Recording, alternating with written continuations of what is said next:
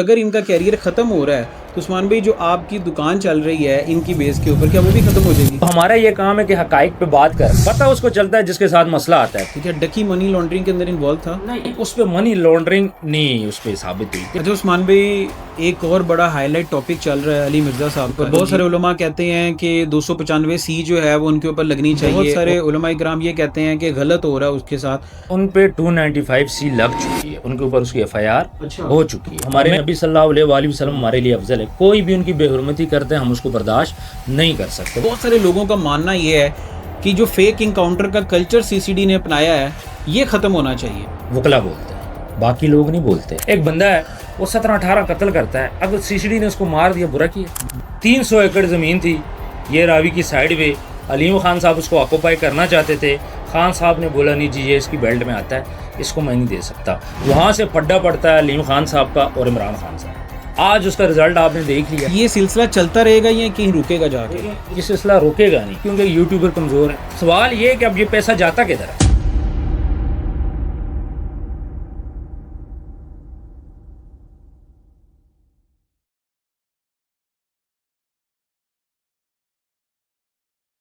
अस्सलाम वालेकुम viewers, welcome in front fair. उम्मीद करता हूँ कि आप सब खैरोफियत से होंगे। आज इन हाउस हमारे साथ दोबारा से मौजूद हैं उस्मान ज़ेब साहब। उस्मान साहब, थैंक यू सो मच आपका दोबारा टाइम देने का सर। जज़ाकल्लाह जी, आप टाइम लेके आए हमारे पास।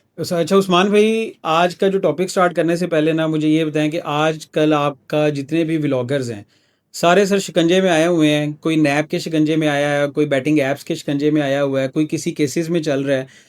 आपको क्या लगता है कि ये जो व्लॉगर्स हैं इनका कैरियर ख़त्म हो रहा है? और अगर इनका कैरियर ख़त्म हो रहा है तो उस्मान भाई जो आपकी दुकान चल रही है इनकी बेस के ऊपर, क्या वो भी ख़त्म हो जाएगी? अच्छा, आपने बात की व्लॉगर्स की। देखें व्लॉगर्स इस टाइम पे क्यों पाकिस्तान से बाहर है। सारे तो पाकिस्तान से बाहर नहीं है, ये तो बैटिंग ऐप वाला एक सिलसिला चल रहा है जिसकी वजह से ये सारे एक रगड़े में आ गए। इसके ऊपर भी पूरी एक डिबेट है, अगर हम इस पर बात करेंगे तो मेरा ख्याल है कि ये प्रोग्राम पूरा नहीं होगा। डकी भाई की मैं बात करूं, डकी बेचारे के साथ हुआ क्या। हमारी PSL प्रमोशन कर रही थी, हमारी खिलाड़ियों के शर्ट्स के ऊपर 1xBet का लोगो था, किसी ने नहीं पकड़ा। सबको यही लग रहा था कि ये पाकिस्तान के अंदर लीगल है। टीवी के ऊपर प्रमोशन हो रही थी, इजी पैसा वाले कर रहे थे, बैंक्स कर रहे थे, सारे इनकी प्रमोशन कर रहे थे। मुझे खुद ये लगता था कि ये चीज़ लीगल है। अब होता क्या है कि जब डकी प्रमोशन करता है तो उसके बाद वो घेड़े में आ जाता है, लेकिन हमारी PSL घेड़े में नहीं आई। आप समझ सकते हैं मैं क्या बात कर रहा हूँ। दूसरा, आपने बात की दुकानें की, तो हमारा ये काम है कि हकाइक पे बात करना। पाकिस्तान के अंदर इतने मसाइल हैं, पता उसको चलता है जिसके साथ मसला आता है। अभी 2 भाई कत्ल होते हैं लाहौर रायवंड में बेगुनाह, CCD ने कितनी अच्छी कार्रवाई की। बिल्कुल। इसी तरह पाकिस्तान के अंदर सैलाब आया हुआ है, जो कि स्वात, बुनेर, बाजोड़, मानसेरा, पंजाब, आपको तो पता ही नहीं होगा कौन कौन से इलाकों में सैलाब आया। आपके पास फिगर्स हैं कितने बंदे इसमें डेथ हुई है? अभी तक किसी के पास फिगर्स नहीं है, कौन कौन वहां पे गया है। तो ये चीज़ें पाकिस्तान के पूरी दुनिया के अंदर ये जो करंट अफेयर्स है ये ख़त्म नहीं होता, और हमारा काम है हम उस पर बात करेंगे हकाइक पे। लेकिन उस्मान भाई, मेरा जो क्वेश्चन था ना स्पेसिफाइड, वो ये था कि अब जैसे कंट्रोवर्सी आती है, रजब भट्ट के ऊपर केसेस आए, आपके व्लॉग चलना शुरू हो गए, डकी भाई का केसेस आया, उसके ऊपर फिर न्यूज़ और चलना शुरू हो गई हैं। ज़्यादा कंटेंट तो उसी के ऊपर डलता है ना आपका। आपने मेरी मुमताज़ कादरी साहब वाली वीडियो देखी है, वो कितना चली है। इसी तरह जो पुराने आज से 10-15 साल पुराने जो टॉपिक्स हैं उन पे भी मेरी वीडियोस चली हैं, वो आपने देखी हैं। बात ये नहीं होती कि कंट्रोवर्सी कंट्रोवर्सी ज़रूर चलती है, लोग उसको देखते हैं, न्यूज़ चैनल अपने चैनल चलाता है, लेकिन हमारा काम ये कि हमने माशरे की इस्लाह पे भी बात करनी है, हमने सच पे भी बात करनी है। इस टाइम पे कितने ज़्यादा मसाइल चल रहे हैं, अभी रिसेंटली डॉक्टर अफान के एक इशू चल रहा है, हमने उस पर भी बात की। और बहुत ज़्यादा ऐसे टॉपिक है जिन पे हम लोग बात करते हैं और हमारा काम है उस पर बात करना। ये एक दुकान नहीं है, दुकान चलाना हो आप किसी तरीके से भी चला सकते हो, और हर कोई चला भी नहीं सकता। इतना अगर ईजी होता तो हर बंदा इस पे बात करके हर बंदा व्यूज़ ले। ये तो किसी किसी का काम है ना इन चीज़ों को करना।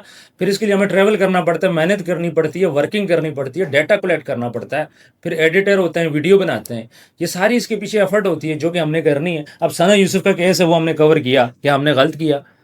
ईमान अफरोज़ का केस है, बच्ची मर्डर होती है, 2 माह बाद वो बात आती है मीडिया में हमारी वजह से, क्यों? हमने उसको गलत किया।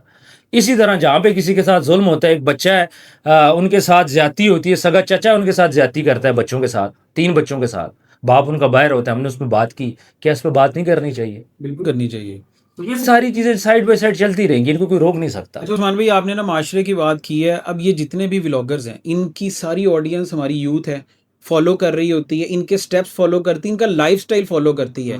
अब ये जो बैटिंग ऐप्स का एक सिलसिला निकला है, और इसमें देखें ना, जितने भी, चाहे हम अनस अली को ले लें, डकी तो एक आपने बात ही की कि डकी एक सामने आ गया शिकंजे में, लेकिन बैकएंड पे बहुत बड़े बड़े नाम हैं जो अभी तक शिकंजे में नहीं आए हैं। लेकिन नुकसान किसका हो रहा है? नुकसान इसमें तो ज्यादा यूथ का हो रहा है ना।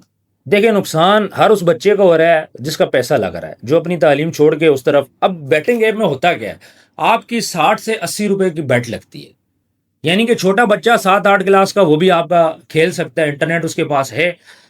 कॉज आपने रूट को पकड़ना है। आपने अगर डकी को पकड़ लिया, डकी से रिकवरी भी होगी, लेकिन वो रूट तो है। अभी मोबाइल निकालें, अभी आप जिस एप्लीकेशन को डाउनलोड करेंगे वो डाउनलोड हो रही है, अभी बैन नहीं हुई पाकिस्तान के अंदर? अभी तक नहीं बैन हुई। अच्छा, अभी तक यहाँ पे चल रही है। तो उनको बंद क्यों नहीं किया जा रहा? पहले उनको बंद करें, फिर आपने जिसको पकड़ना है आप उसको पकड़ें। और डकी वो तो एक शरीफ आदमी था, मुल्क से बाहर जा रहा था, रास्ते में पकड़ा गया। बहुत से और भी ऐसे लोग हैं जो पहले गए, जो बाद में गए, उनको तो किसी ने कुछ नहीं कहा। तो उस्मान भाई, इसमें ना बहुत सारे जराए ये भी कहते हैं, आपके पास तो ऑथेंटिक इन्फॉर्मेशन भी होगी, कि इसमें ज्यादा जो हाईलाइट हुआ ना वो मनी लॉन्ड्रिंग बहुत इन्वॉल्व थी। क्या डकी मनी लॉन्ड्रिंग के अंदर इन्वॉल्व था? नहीं, उस पर मनी लॉन्ड्रिंग नहीं उस पर साबित हुई। देखिए, मनी लॉन्ड्रिंग डिफरेंट चीज़ है, कार्डिंग डिफरेंट चीज़ है। वो आप थोड़ा सा बात करें कि पतलू के हवाले से वो चीज़ हाईलाइट हुई है कि पतलू के ऊपर कुछ लोग बोलते थे कि मनी लॉन्ड्रिंग उसने की है, लेकिन उसने वो चीज़ बिल्कुल क्लियर भी की है, वो डिफरेंट चीज़ है। इस पे सिर्फ और सिर्फ जो है वो बैटिंग ऐप की प्रमोशन का इल्ज़ाम है। इस पे ये इल्ज़ाम है कि ये उनका कंट्री हेड है और तकरीबन अरब रुपया इससे रिकवर करना है बकौल इदारों के। अब देखते हैं वो इसको कितना रिकवर करते हैं। तो वो जो आप बता रहे हो ना, कार्डिंग, मनी लॉन्ड्रिंग, वो डिफरेंट चीज़ है। तो उस्मान भाई, आपका रिसेंट जो एक वीडियो आई थी बड़ी वायरल गई है जादू के ऊपर, जो रजब भट्ट के ऊपर, जादू के ऊपर। आई थिंक वो जिस लड़के ने भी आपकी वीडियो के ऊपर दोबारा जो है री वीडियो भी शूट की है, वो जादू वाला क्या सीन? और आई थिंक वो जो लड़का है वो भी आपके पास वेरी सून जो है वो एज अ गेस्ट आ रहा है। जी जी जी, वो यहाँ पे आ रहे हैं। अब उसमें जो हमारे साथ पीर साहब थे, पीर साहब ने ये बात बोली थी कि जो मशहूर बंदे होते हैं उन पे तब तक जादू नहीं होता जब तक वो उसको टच ना करें, यानी कोई चीज़ को हाथ ना लगाए। तो वो पुतला रजब भट्ट के घर पे गया, उसने उसको टच किया, और पीर साहब ने यही बात बोली कि उस लड़के ने रजब के ऊपर जादू किया। नेक्स्ट डे वो बीमार हो गया था। फिर पीर साहब ने कुछ निशानियां बताई थी सारी, कि रजब भट्ट ने पट्टियाँ की हुई थी, उस पुतले के अंदर भी वो चीज़ें थी, अगर आप वो देखें पुतला तो। लेकिन ये चीज़ साबित पीर साहब ने तो कर दी है। अब लड़के ने ये साबित करना है कि नहीं, मैंने उस पर जादू नहीं किया। अब वो कैसे साबित करता है, जब वो आएगा तब बताएगा। उस्मान भाई, जो अभी तक आपकी टेलीफोनिक कम्युनिकेशन हुई है उसके साथ, उसमें उसने क्या अपना मौकफ रखा है? उसने ये बात बोली है, जी मेरा ये काम है, मैं ये चीज़ें बना के बेचता हूँ, और भी काफ़ी चीज़ें। हाँ, उसने डकी को एक बटन बना के गिफ्ट किया था। उसके बाद वीडियोस चली कि डकी भी गिरफ्तार हो गया। नहीं, वो 2 साल पुरानी वीडियो है। अब वो लड़का, उसका काम ही यही है, वो गांव का लड़का है, वो वहां से मेहनत करता है, चीज़ें बना के बेचता है। अब जादू है नहीं है, ये वो लड़का खुद आके साबित करेगा, मैं उसमें बात नहीं कर सकता। अच्छा उस्मान भाई, एक और बड़ा हाईलाइट टॉपिक चल रहा है अली मिर्ज़ा साहब का, इंजीनियर अली मिर्ज़ा साहब के ऊपर। बहुत सारे उलमा कहते हैं कि 295C जो है वो उनके ऊपर लगनी चाहिए, और बहुत सारे उलमा इकराम ये कहते हैं कि गलत हो रहा है उसके साथ।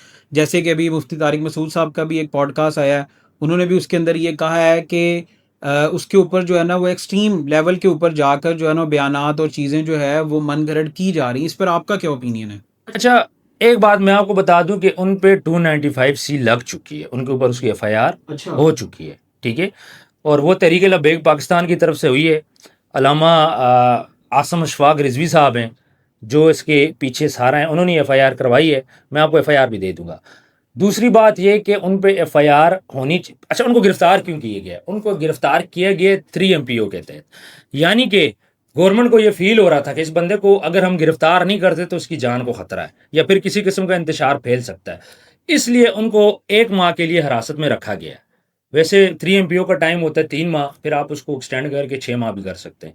अब मिर्ज़ा साहब की जहाँ तक मैं बात करूँ, देखिए मिर्ज़ा साहब ना वो एक्सट्रीम लेवल पर बात करते थे, जिस चीज़ों पे उनको बात नहीं करनी चाहिए थी उस पर भी बात करते थे। जो उनका रिसेंट वाक़या हुआ है क्रिश्चियन वाला, मैं एक बात आपको बोलूं, हमारे नबी सल्लल्लाहु अलैहि वसल्लम हमारे लिए अफजल है। कोई भी उनकी बेहुरमती करते हैं हम उसको बर्दाश्त नहीं कर सकते, वो हमारी रेड लाइन है। 295C भी हमारी रेड लाइन है। अब मिर्ज़ा साहब क्या करते हैं, वो बोलते हैं जी क्रिश्चियन कम्युनिटी में हमारे नबी सल्लल्लाहु अलैहि वसल्लम को फलां बंदे से तशबीह दी जाती है, मैं नाम नहीं ले सकता, नऊजुबिल्लाह। तो एक तो क्रिश्चियन कम्युनिटी ये बात बोलती है जी हमारी कम्युनिटी में ये चीज़ नहीं है, आप हमें ख़राब ना करो। दूसरा, कोई नबी की नऊजुबिल्लाह बेहुरमती करता है, हम उसको एज अ मुस्लिम रिपीट नहीं कर सकते। मैं आपको मिसाल दूं, फ़र्ज़ करें मैं छोटी सी मिसाल दे रहा हूँ, आप नाराज़ ना होना। अगर मैं आपको कुत्ता बोलता हूँ, आपको तकलीफ होती है। बिल्कुल। फिर वही आपका दोस्त बोलता है कि उस्मान आपको कुत्ता बोल रहा है, रिपीट हो गया ना, तो तकलीफ हो रही है ना आपको। तो यूं ही हमारे नबी सल्लल्लाहु अलैहि वसल्लम के बारे में हम ऐसी कोई चीज़ बर्दाश्त नहीं कर सकते। तो इनको चाहिए था इंजीनियर साहब को कि आप इस चीज़ को सोचते, अगर आपने कोई ऐसी बात करनी थी, आप इशारतन करते। आपने डायरेक्ट ये बात क्यों बोली है? अच्छा उस्मान भाई, एक्चुअल जो है ना, हम ऑडियंस को बताना चाह रहे हैं कि जो एक्चुअल पॉइंट ऑफ व्यू जिसकी वजह से ये सारी दफाएं और चीज़ें लगी, कुछ लोग कहते हैं मदारिस के बारे में जो उन्होंने नहीं कहा, नहीं नहीं उसके ऊपर था। आप कह रहे हैं क्रिश्चियन कम्युनिटी, एक्चुअल वर्डिंग क्या थी जिसके ऊपर जी ये सारी कंट्रोवर्सी बनी है? नहीं, वर्डिंग यहाँ पे हम बोल ही नहीं सकते ना जो उन्होंने बोली है। देखें, मदारिस का इसलिए नहीं है कि उन पे क्या लगा 295C, तो इन्हें रिसालत के थ्रू उन पे FIR हुई है। मैंने FIR उन पर 295C की है, बाकी बातें आप छोड़ दें। अब 295C तब लगती है जब आप तौहीन रिसालत करते हो। 295A हो तो वो तौहीन मज़हब की होती है। जब आपने तौहीन रिसालत की, इसका मतलब है कि आपने नबी सल्लल्लाहु अलैहि वसल्लम के बारे में नऊज़ुबिल्लाह कुछ गलत बोला है ना। वो उन्होंने यही गलत बोला है कि जो क्रिश्चियन कम्युनिटी है उसमें नबी सल्लल्लाहु अलैहि वसल्लम को फलां चीज़ से, फलां बंदे से तशबीह दी जाती है, और वो बंदा भी नेगेटिव बंदा है। अच्छा इन्होंने उसका नाम भी ले लिया था। अच्छा उस्मान भाई, इस वक्त CCD, क्योंकि आप बड़ी वीडियोस भी करते हैं, हमारे चैनल के ऊपर भी CCD से रिलेटेड वीडियोस आई हैं। पंजाब के अंदर जो रोल CCD इस वक्त कर रहा है, और वो बहुत सारे क्राइम्स को ख़त्म कर चुका हुआ है इस वक्त, लेकिन बहुत सारे लोगों का मानना ये है कि जो फेक इनकाउंटर का कल्चर CCD ने अपनाया है, ये ख़त्म होना चाहिए। देखें, आपने कहा ना बहुत सारे लोग बोलते हैं फेक इनकाउंटर, वकला बोलते हैं, बाकी लोग नहीं बोलते। हम लोग पुरअमन बैठे हैं। हमारे यहाँ पे कोई आए ना, आज से 6 माह पहले ना हम भी बड़ा सोच समझ के बात करते थे। पिंडी में भी बदमाश है, जहाँ भी हम लोग बैठे हैं, इस्लामाबाद में भी बदमाश है, लाहौर में भी बदमाश है। अब हम खुले आम बात करते हैं, क्यों? CCD की वजह से। अब CCD ने क्या किया, ये जो 2 भाई मारे गए थे, बल्कि छोड़े सना यूसुफ की आप बात कर लें, वो इस्लामाबाद का वाक़या CCD का नहीं है। मुलजिम पकड़ा गया, सबको पता है कि वो मुजरिम है, लेकिन अभी तक उसको सज़ा नहीं हुई। क्यों? मुझे आप बोलें। उसके घर वाले रोल रहे हैं, वकला को अलहदा पैसे दे रहे हैं, हर पेशी पे भी आते हैं, और मुलजिम है जो वो सुकून से वहाँ पे जेल के अंदर बैठा हुआ है। इंसाफ नहीं मिल रहा। CCD ने क्या किया, इन 2 भाइयों को इनकाउंटर जैसे भी किया कर दिया। घर वालों को सुकून तो मिल गया, उनके बच्चे वापस नहीं आए। फिर एक बच्ची के साथ ज्यादती करने की कोशिश की जाती है, पिस्टल चल जाती है उसके नाजुक उस पर लड़के के, ठीक है। CCD ने क्या बुरा काम किया? मुझे एक बात बोले, CCD आपको कुछ क्यों नहीं बोलती? मुझे कुछ क्यों नहीं बोलती? आए ना, हमारे पास भी आए ना।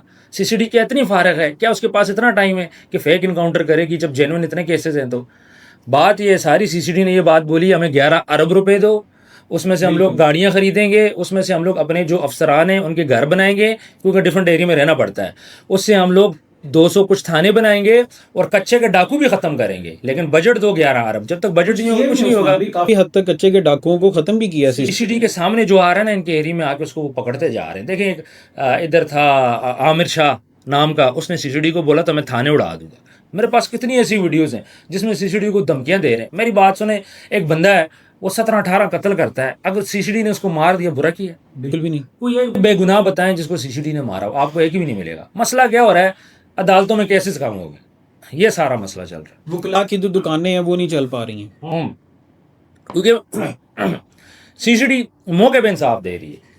कौन अदालतों में ख्वार हो, खुद इन्वेस्टिगेशन करते हैं, उसके बाद खुद ही फैसला करते हैं, जो कि बड़ी अच्छी बात है। हम लोग तो बड़ा खुश हैं। उस्मान भाई, CCD ने ये सेकंड जो स्टेप बड़ा इनिशिएटिव उठाया, जिसमें काशिफ ज़मीर, अख्तर लावा, और ये जो प्रोटोकॉल वाला एक सिस्टम चल रहा था, उसको भी तो ख़त्म किया ना। CCD ने क्या किया? देखें, वो तो था, वो तो नॉर्मल केस है, वो बड़ा नॉर्मल केस है। उठाया, कुछ लोगों की वीडियोस बनाई, डराया, उसके बाद आपका डाला कल्चर खत्म हो गया। ये तो उनके लिए एक छोटा सा काम था, वो तो बड़े बड़े काम कर लेते। उस्मान भाई, ये डाला कल्चर सबके लिए ख़त्म हुआ है कि सिर्फ इनके लिए ख़त्म हुआ? गवर्नमेंट ऑफिशियल्स को छोड़ के पूरे पंजाब में सबके लिए ख़त्म हो गया। तो उस्मान भाई, इस वक्त मुल्क हमारा बड़ी क्रिटिकल सिचुएशन के अंदर गुजर रहा है। सैलाब के बहुत सारे इलाकों के अंदर इस वक्त जो है वो सैलाब की वजह से बड़ी तबाहियाँ हो चुकी हुई हैं। गवर्नमेंट लेवल के ऊपर इस पर कहा जा रहा है कि इनिशिएटिव्स लिए गए हैं, लेकिन वो इनिशिएटिव्स नज़र नहीं आ रहे। लाहौर के अंदर पार्क व्यू सोसाइटी जैसी, आपने वीडियोस देखी होंगी अलीम खान साहब की, वो डूब चुकी हुई है। ये वही जगह है जो किसी हुकूमत के अंदर इसको निगलेक्ट किया गया था, इसके अप्रूवल्स पास ऑन नहीं किए गए थे। खान साहब की हुकूमत में ये हुआ था। खान साहब 300 एकड़ ज़मीन थी ये रावी की साइड में, अलीम खान साहब उसको ऑक्यूपाई करना चाहते थे।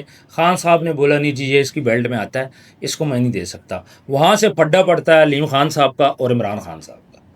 आज उसका रिजल्ट आपने देख लिया। वही बेल्ट, वही रावी बहरिया टाउन में क्यों नहीं आया, गुलबर्ग में क्यों नहीं आया, पार्क पी सिटी में क्यों आया, जबकि खान साहब ने मना भी किया था। देखें ये सारी पैसे की गेम है। अब अलीम खान साहब ये बात बोल रहे हैं जी हम लोग कंपन, पहले तो वो बोल रहे थे जी हमारा पानी नहीं आया, लोग झूठ बोल रहे हैं। अब वो बोल रहे हैं कि हम कंपनसेट करेंगे। ठीक है, पैसा आपने कमाया, लोगों को आप बोल रहे हो आप सब्र करो। अब एक सोसाइटी में घर है, मेरे पास ज़िंदगी की जमा पूंजी है, मुझे तो नहीं पता ना कि वो पानी के ऊपर बनी हुई है, आम बंदे को तो नहीं पता।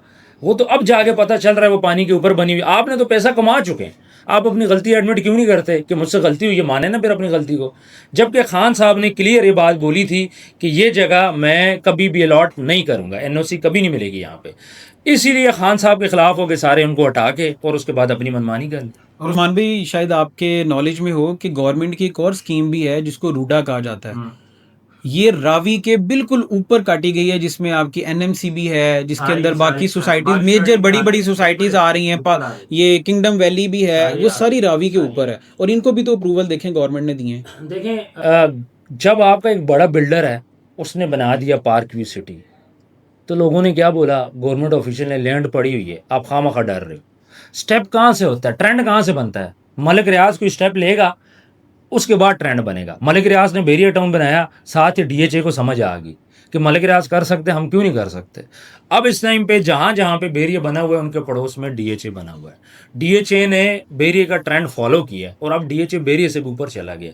यूं ही जब पार्क व्यू सिटी बना, सब ने बोला कि इधर सैलाब कहाँ से आना है, इधर पानी कहाँ से आना है, तो ये जो जगह खाली पड़ी है इसमें सोसाइटीज़ बनाए।